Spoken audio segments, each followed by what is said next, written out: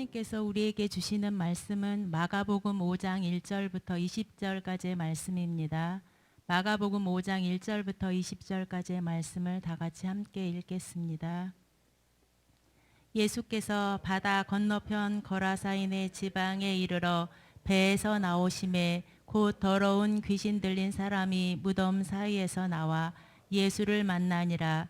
그 무덤 사이에 거처하는데 이제는 아무도 그를 쇠사슬로도 맬 수 없게 되었으니 이는 여러 번 고랑과 쇠사슬에 매었어도 쇠사슬을 끊고 고랑을 깨뜨렸음이러라. 그리하여 아무도 그를 제어할 힘이 없는지라. 밤낮 무덤 사이에서나 산에서나 늘 소리 지르며 돌로 자기의 몸을 해치고 있었더라. 그가 멀리서 예수를 보고 달려와 절하며 큰 소리로 부르짖어 이르되 지극히 높으신 하나님의 아들 예수여, 나와 당신이 무슨 상관이 있나이까?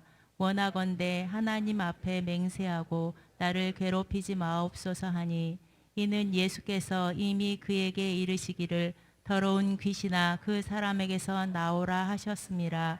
이에 물으시되 내 이름이 무엇이냐 이르되 내 이름은 군대니 우리가 많음이니이다 하고 자기를 그 지방에서 내보내지 마시기를 간구하더니 마침 거기 돼지의 큰 떼가 산 곁에서 먹고 있는지라.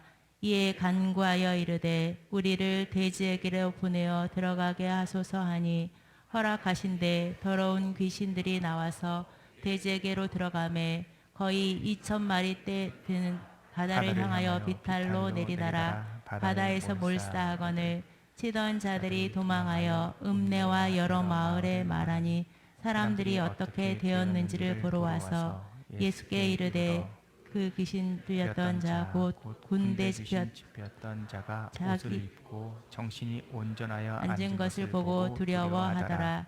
이에 귀신 들렸던 자가 당한 것과 돼지의 일을 본 자들이 그들에게 알림해 그들이 예수께 그 지방에서 떠나시기를 간구하더라. 예수께서 배에 오르실 때에 귀신 들렸던 사람이 함께 있기를 간구하였으나 허락하지 아니하시고 그에게 이르시되 집으로 돌아가 주께서 내게 어떻게 큰 일을 행하사 너를 불쌍히 여기신 것을 내 가족에게 알리라 하시니 그가 가서 예수께서 자기에게 어떻게 큰 일 행하셨는지를 데가볼리에 전파하니 모든 사람이 놀랍게 여기더라. 성도 여러분, 마태복음 4장 23절에 보면 예수님의 사역, 예수님의 활동을 예수께서 가르치시고 전파하시고 고치셨다, 이렇게 요약하고 있습니다. 예수님의 복음 사역은 가르치신 사역입니다. 우리가 들었지만 깨닫지 못하는 것을 주님께서는 가르쳐 주셨고 전파하신 사역이었습니다. 우리가 상상도 할 수 없는 천국에 대한 이야기를 전파하셨고요. 끝으로 우리 예수님의 공적 생애는 치유하시는 사역이었습니다. 근데 많은 사람들이 치유 사역을 하나의 조연이나 복음 말씀 전파를 위한 배경쯤으로 생각을 해요. 너무나 초월적이고 초자연적이어서 치유 기적은 우리의 눈길을 강렬하게 빼앗죠. 그러나 여러분, 예수님의 치유 사역은 배경이 아닙니다. 조언이 아니에요. 서론이 아니란 말이죠. 그 치유 기적은 그 자체로 굿뉴스고 그 자체로 보이는 말씀이었습니다. 예수님의 치유 사건에는 남다른 의미가 있습니다. 그 기적은 단순한 초자연적인 현상이 아니라 예수님께서 우리들에게 하시고자 하셨던 그 메시지를 행동으로 보여주신 것이죠. 그렇다면 우리는 여기서 질문해야 돼요. 왜 예수님은 하나님께서 친히 창조하신 창조의 질서를 거스르면서까지 풍랑을 잠잠케 하고 죽은 자를 일으키고 못 보는 자를 눈뜨게 하는, 우리가 자연의 섭리라고 말하는 이 섭리를 거스르면서까지 기적을 행하셨는지, 우리는 그 이유를 생각해 보셔야 합니다. 여러분, 현대를 사는 우리도 기적을 바랍니다. 삶이 각박할수록 그 기적에 대한 간절함은 더 깊습니다.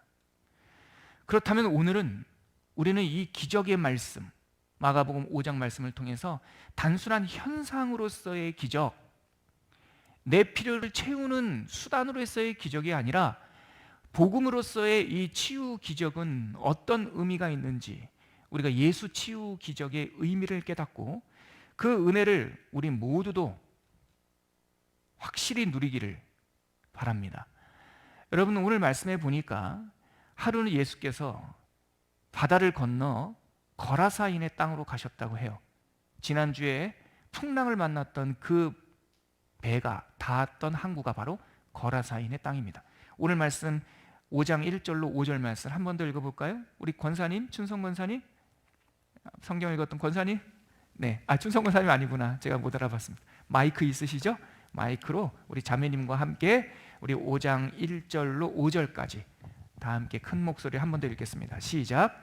예수께서 바다 건너편 거라사인의 지방에 이르러 배에서 나오심에 곧 더러운 귀신 들린 사람이 무덤 사이에서 나와 예수를 만나니라.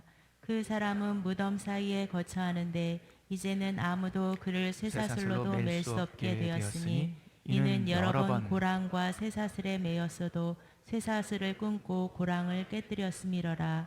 그리하여 아무도 그를 제어할 힘이 없는지라.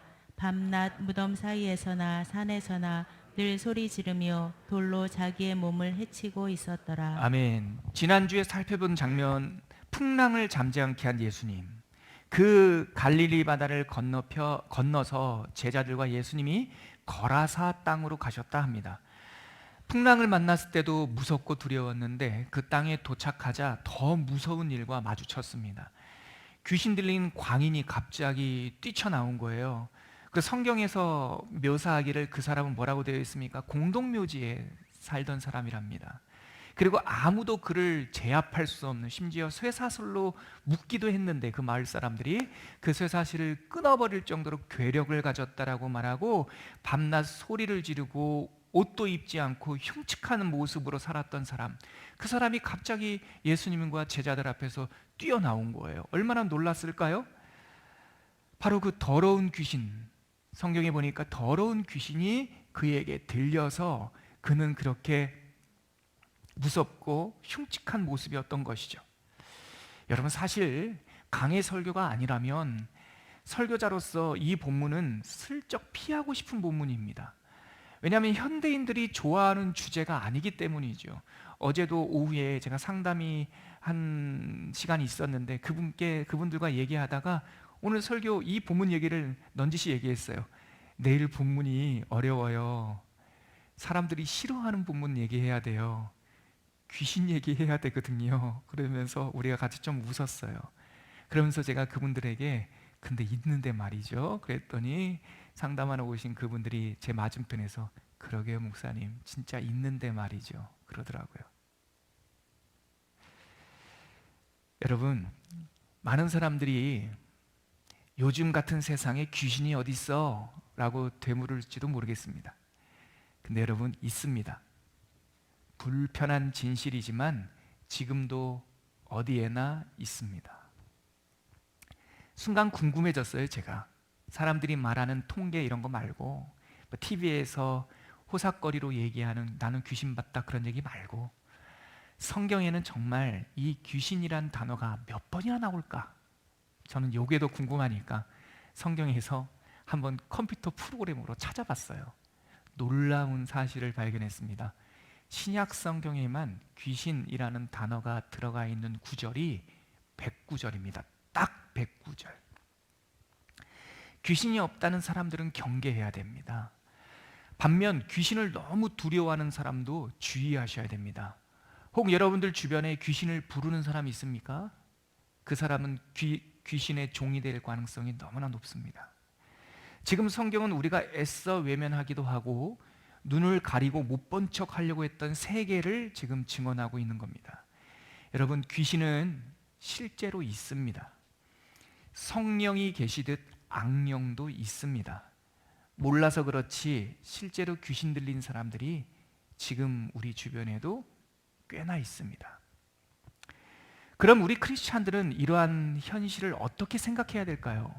그냥 눈 가리고 살아야 될까요? 모른 척 해야 될까요? 이런 영적 존재에 대한 두려움이 없어야 됩니다. 우리는. 왜냐하면 하나님이 계시기 때문이죠. 하나님이 계시기 때문에. 눈을 크게 열고 보면 크신 하나님이 보입니다. 크신 하나님이 보이면 그 이외의 것들은 그 실체가 아주 미미하다는 것을 알게 됩니다. 믿음이 없이 영적 세계를 경험하게 되면 그것이 너무나 무서워요. 근데 믿음으로 하나님의 내 눈에 하나님을 가득 채우고 바라보면 귀신의 존재는 아주 미미하다는 것을 금방 깨닫게 돼요. 여러분, 제자들은 종종 예수님과 3년 동안 있었지만 예수님이 누군지 헷갈렸어요. 방금 전 풍랑이 일 때도 우리 그 마가복음 4장 41절 바로 앞에 보세요. 그들이 누굽니까? 제자예요. 제자들이 심히 두려워하여 서로 말하되 그가 누구이기에 바람과 바다도 순종하는가? 그가 누구이기에? 제자들은 예수님과 함께 권능을 보고 기적을 맛보았지만 가끔 예수님이 누군지 헷갈렸어요. 근데요, 귀신은 귀신같이 알아봐요. 영적 존재는 영적 존재를 정확히 알아봐요. 우리 5장 6절과 7절 한번 보시겠습니까? 6절과 7절 저와 함께 같이 읽죠. 같이 읽겠습니다. 시작. 그가 멀리서 예수를 보고 달려와 절하며 큰 소리로 부르짖어 이르되 지극히 높으신 하나님의 아들 예수여, 나와 당신이 무슨 상관이 있나이까? 원하건대 하나님 앞에 맹세하고 나를 괴롭히지 마옵소서 하니, 귀신 들린 이 사람이 광인이 뛰쳐나온 까닭이 뭡니까? 한눈에 예수님을 알아봤기 때문에 그래요. 여러분, 영적인 존재는 영적인 존재를 알아봅니다. 이는 우리가 영적으로 소경이 되지 말아야 할 이유입니다. 예수님께서 소경이 되면 안 된다 하신 말씀 이유가 뭡니까? 우리가 눈으로, 이 육신의 눈으로 보이지 않는 많은 세계가 있기 때문이죠. 육신의 눈으로는 눈은 뜨고 있어도 영적으로 소경되어 있으면 더 거대한 세계를 볼 수가 없는 거예요. 내 영이 깨어있지 않다면 나만 눈을 가리고 있는 것과 같아서 위태롭기 짝이 없습니다. 이 과학의 시대에 더 이상 신경 쓰지 않아도 된다고 생각하시는 분이 계십니까? 이 과학 시대에 무슨 영적인 세계냐? 아닙니다, 여러분. 아니에요. 과학의 시대가 고도화될수록 이 물리적 세계 이면에 있는 영적 세계에 대해서 눈을 뜨는 사람들이 많아요. 천문학을 깊게 공부하고 물리학을 깊게 공부하고 생물학을 연구하고 의학을 연구하는 수많은 과학자들이 그 안에서 창조주의 지문을 발견을 해요. 이것은 우연이 될 수 없는 것이다. 또 다른 세계가 있다. 또 다른 창조주가 있다는 것을 용기 있게 고백하는 사람들이 너무나 많죠. 그러면 이 현대사회의 이 영적 존재들, 오늘 성경에 나오는 이 청년을 붙잡았던 이 귀신들은 어디 갔을까요? 지금도 곳곳에 있어요. 오히려 그들의 활동 무대가 더 커졌습니다. 궁금해서 제가 또 통계를 찾아봤어요. 그랬더니 2017년 통계가 있더라고요. 이 2017년 통계로 이 땅에, 대한민국 땅에 무속인과 역술인 수가 몇 명이겠습니까? 그들이 나는 무속인입니다, 나는 역술입니다 라고 자기 직업을 센서스에 표시한 인구가 100만 명이에요. 100만 명. 놀랍지도 않으세요, 여러분? 100만 명이요. 그곳에 가는 사람들, 어디 점집에 가서 심심풀이로 점 한번 보는 사람들 말하는 것이 아니라 그 일에 복무하는 사람들이 100만 명이라는 것이죠. 그런데 이는 드러난 빙산의 일각이에요, 여러분. 무속인의 수를 말하는 게 아니에요. 그것으로 가늠하시면 안 돼요. 요즘 사람들 속에서 더 깊게 역사하고 있어요. 사람들이 더 이기적이 되는 까닭이 무엇일까요? 사람들이 더 쉽게 싸우고 다투는 까닭이 뭘까요? 한번 다투고 나면 원한을 풀지 못하는 까닭이 무엇일까요?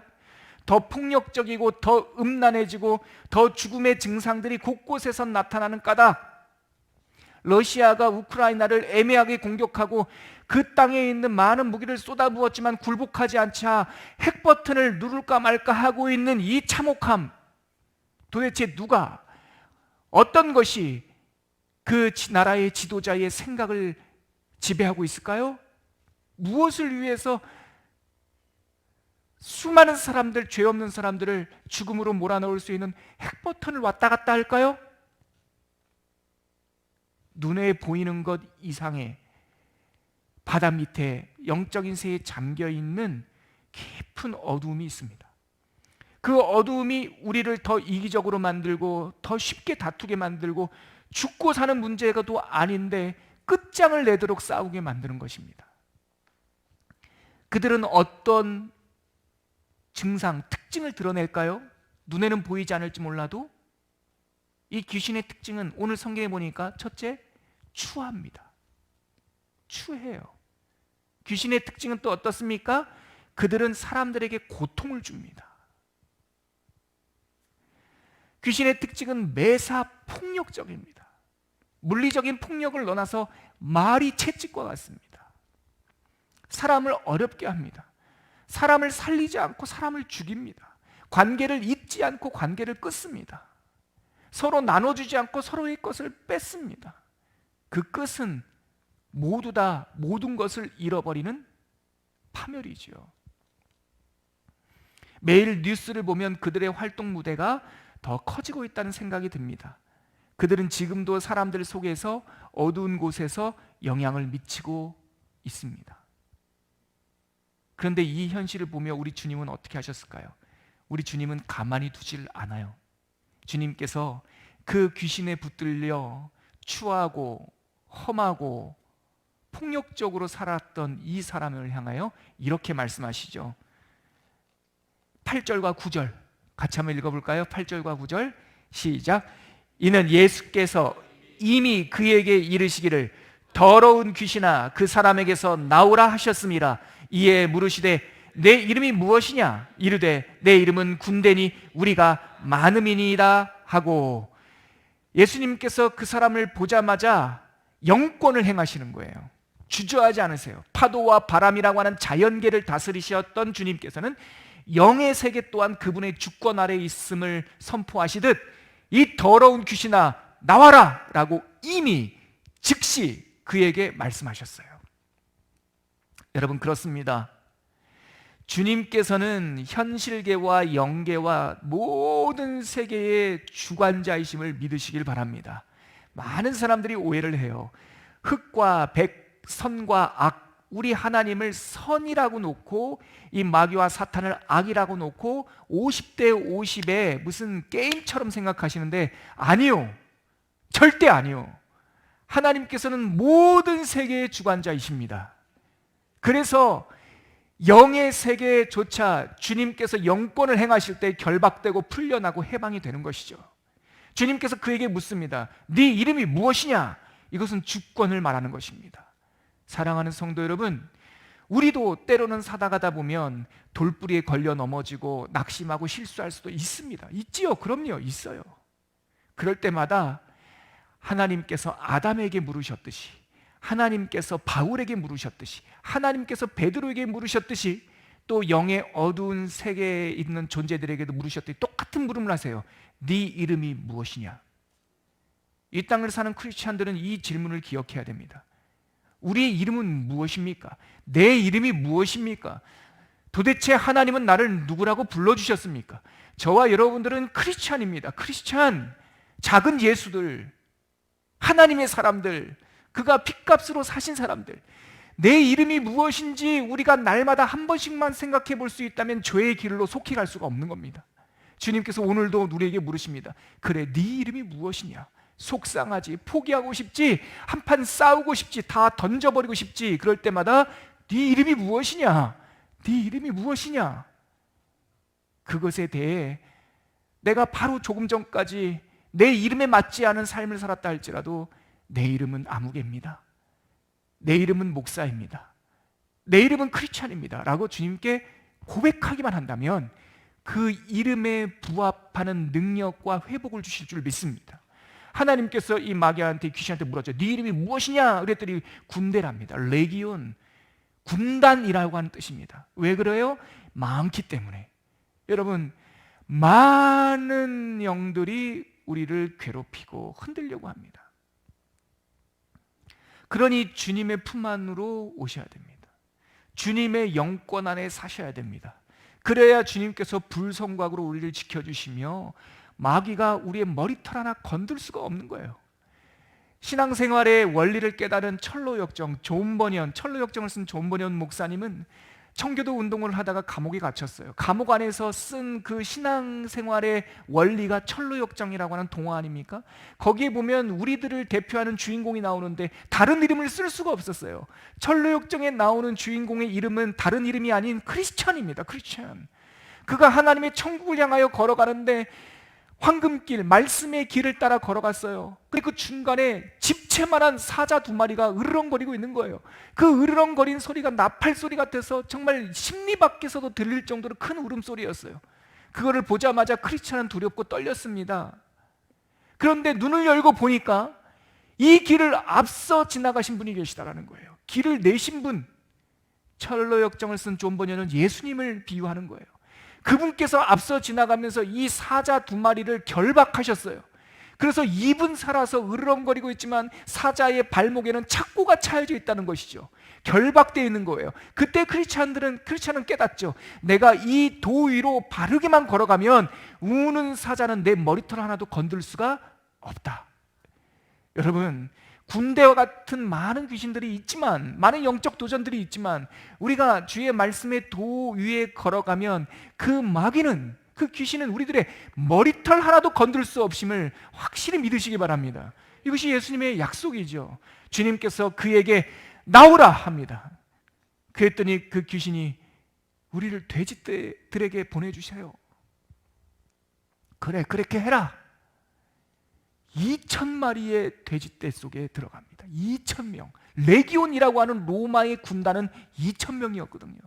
오늘 성경에 보니까 2,000마리의 돼지떼 속에 들어가서 비탈을 향하여 달려가더니 물속에 빠져 몰사한 거예요. 여러분, 예수님께서 영권으로 나오라 하니 그 사람이 즉시 깨끗해졌어요. 해방되었어요. 온전해졌어요. 그 사람의 모습이 어땠을까요? 15절 한번 보시겠습니까? 15절 같이 한번 읽을게요. 시작. 예수께서 이르러 그 귀신 들렸던 자, 곧 군대 귀신 집혔던 자가 옷을 입고 정신이 온전하여 앉은 것을 보고 두려워하더라. 치유받은 사람이 어떻게 됐습니까? 온전하여졌어요. 그러니까 옷을 갖춰 입었어요. 깨끗하여졌어요. 정신이 온전하여져서 예수님 앞에 이렇게 앉아 있는 거예요. 여러분, 우리를 사로잡고 있었던 귀신이 나가면 우리는 깨끗해지고 온전해져요. 전혀 딴 사람이 됩니다. 여러분, 하나님의 치유 사건의 의미가 무엇인가? 우리의 본 모습을 알려주시려고 하는 거예요. 죽었던 나사로도 살아나요. 그러나 그 살아난 사람도 때가 되면 천국 가요. 건강하게 병이 회복된 사람도 늙으면 노화되고 또 때가 되면 천국 가요. 아니, 결국에 천국 갈 사람들을 왜 치유해 주셨을까?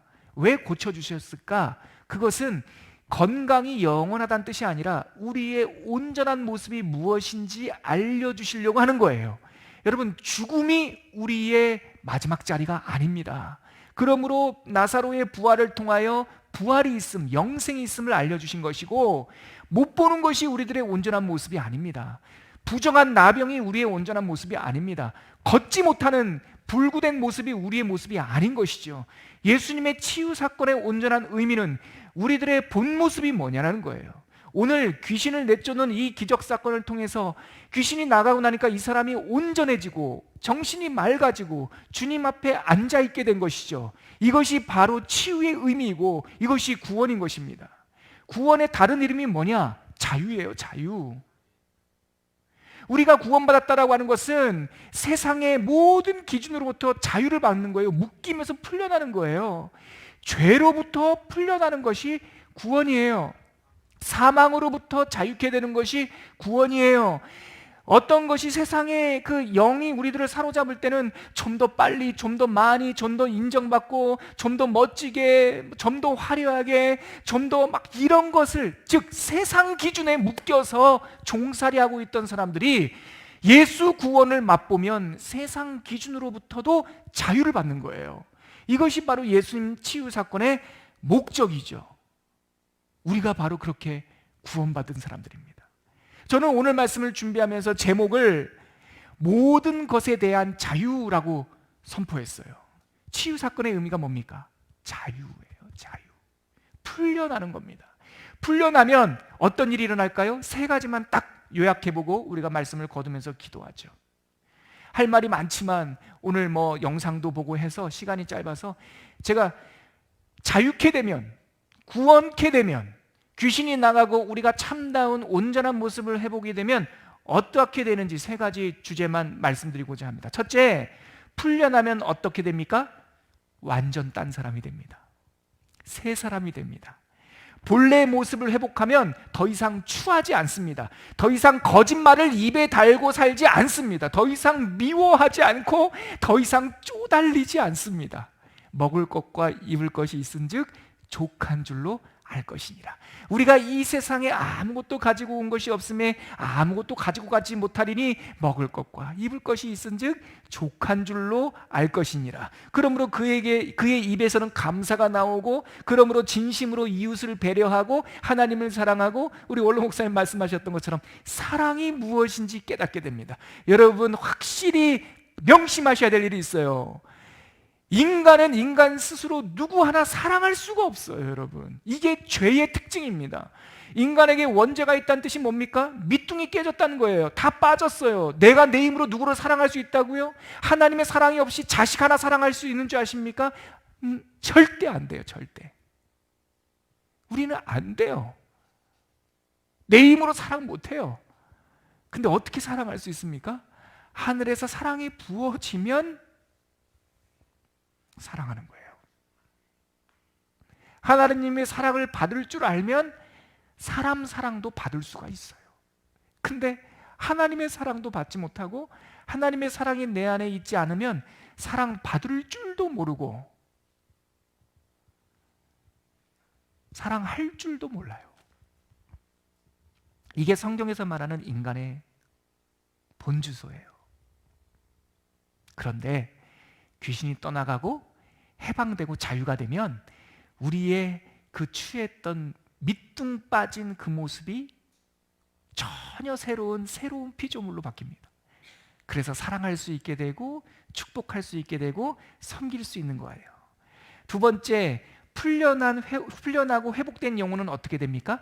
하나님께 쓰임을 받아요. 오늘 18절 19절에 보니까 예수께서 배에 오르실 때에 귀신 들렸던 사람이 함께 있기를 간구하였으나 19절에 보십시오. 예수께서 허락하지 아니하시고 그에게 이르시되 집으로 돌아가 주께서 내게 어떻게 큰 일을 행하사 너를 불쌍히 여기신 것을 내 가족에게 알리라.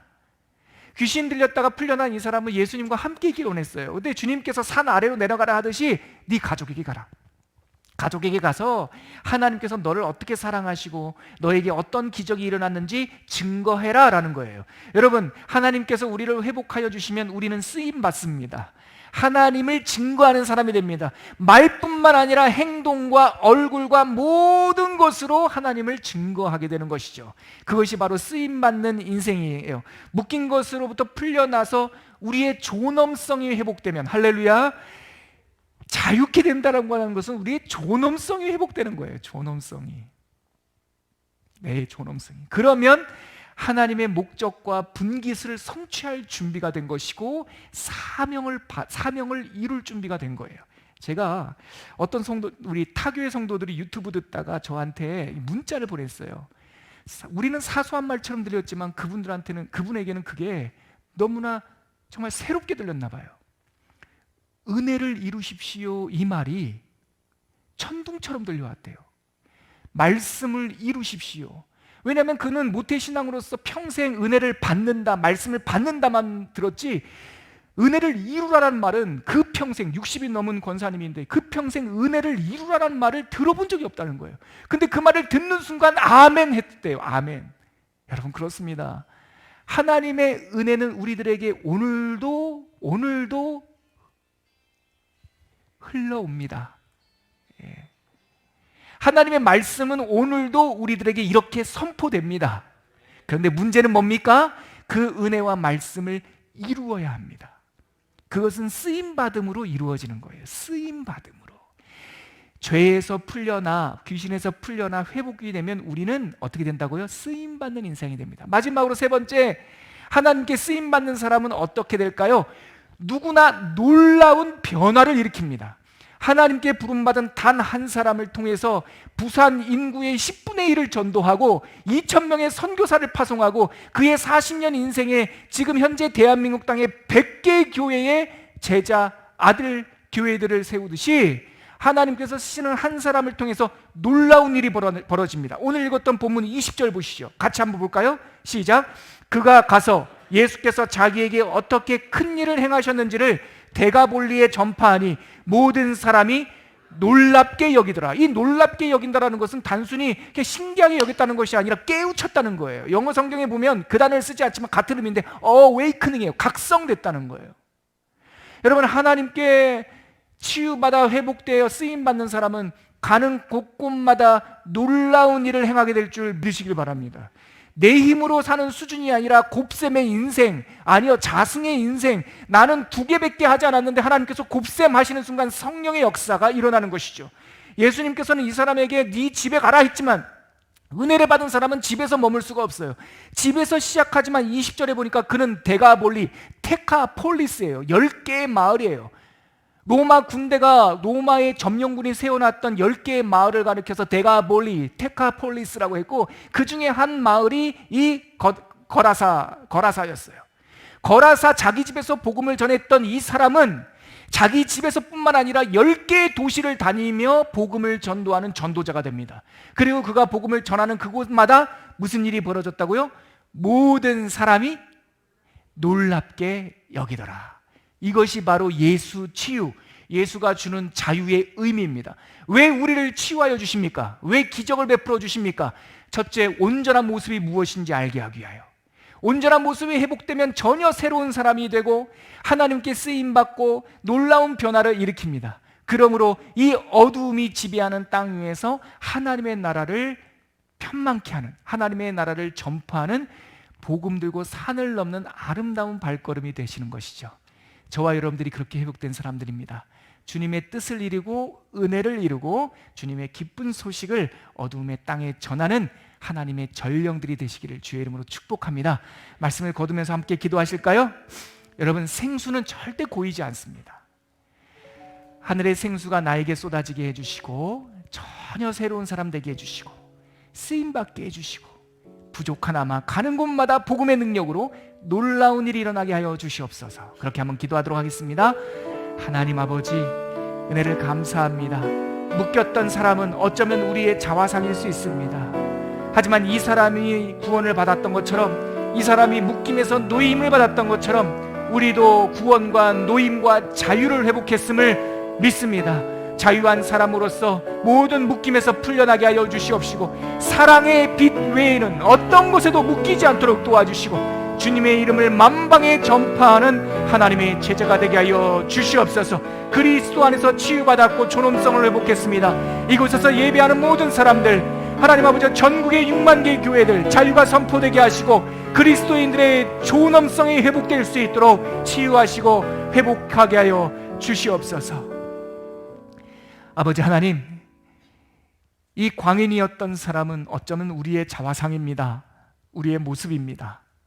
그러나 치유받고 노임받았던 것처럼 우리도 그렇게 구원을 받았습니다. 거룩하고 아름다운 모습으로 회복되게 하여 주시옵시고 사랑의 빛 외에는 어떤 것도 우리들을 묶지 않도록 모든 것으로부터 자유하며 주님의 쓰임받는 제자가 되게 하여 주시옵소서.